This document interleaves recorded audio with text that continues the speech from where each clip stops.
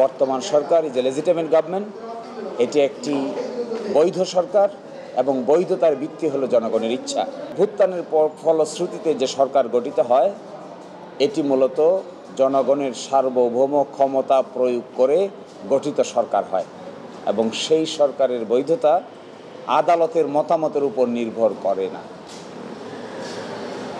106 অনুচ্ছেদে অনুযায়ী যে অপিনিয়ন নেওয়া হয়েছে আমাদের বিবেচনায় এটির কোনো প্রয়োজন ছিল না। এটি একটি ইংরেজিতে বলে রিডান্ডেন্ট কাজ করেছে। 106 নিলেও কোনো অসুবিধা নাই, 106 না নিলেও কোনো অসুবিধা নেই। 106-এর উপর এই সরকারের বৈধতা নির্ভরশীল নয়।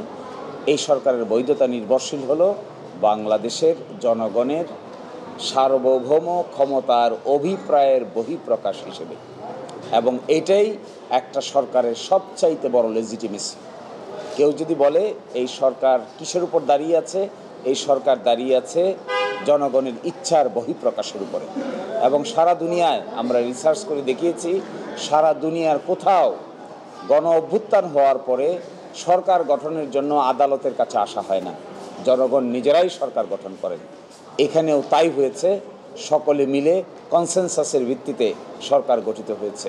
এখানে আদালতের মতামতের পক্ষে বিপক্ষের কোনো প্রশ্ন জড়িত নেই।